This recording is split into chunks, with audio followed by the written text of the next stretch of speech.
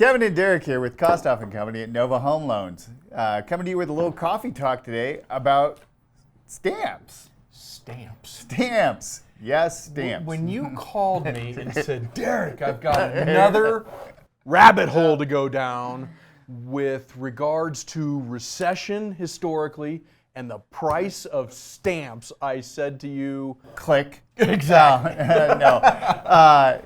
Actually, this is a very true thing. I took me way back. I had a friend of mine quote an article in the Wall Street Journal about this, that stamps have gone up 12% in the last year.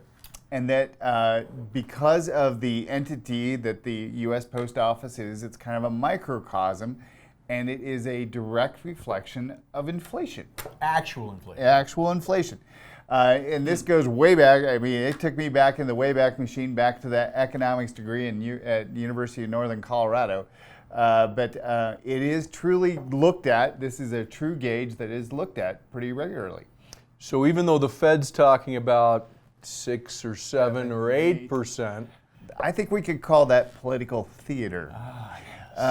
Because what we're looking at now is that they're saying that the true inflation rate is probably somewhere around 12%. Wow. So historically then, if we overlay some graphs, you might see recession and then the price of stamps go up prior to actually hitting that recession date. Huh. And we just had an increase in stamps just last Sunday. If you didn't know, make sure you get the right stamps. If you're mailing something, mailing that Christmas card or birthday card to grandma. Just make sure you get the right amount. But the point is that when you see those go up, that is definitely watching how inflation is tracked. That's the craziest thing I've ever heard of. But it is accurate, Okay. oddly enough. All right.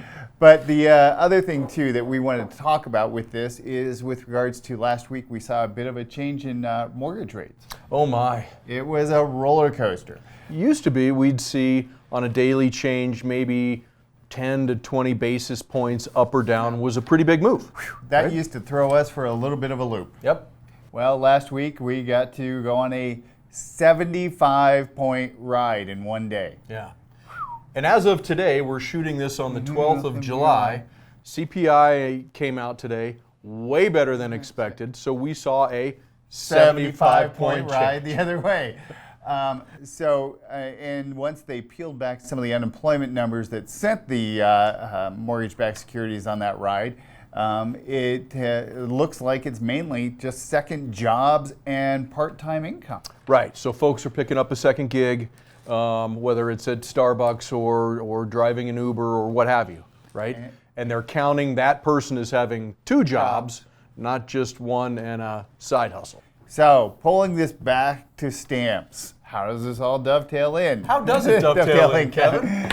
Well, the stamps showing a 12% inflation would really be accurate when you're looking at having people get second jobs and part-time jobs just to keep the family afloat, because a 6% inflation, while painful, would not probably get people to do that quite yet. Right. But 12% inflation definitely would. And it looked like the sectors that are driving CPI up, right, in the past, used cars, food, right? Yeah. 2 things that everybody stamps.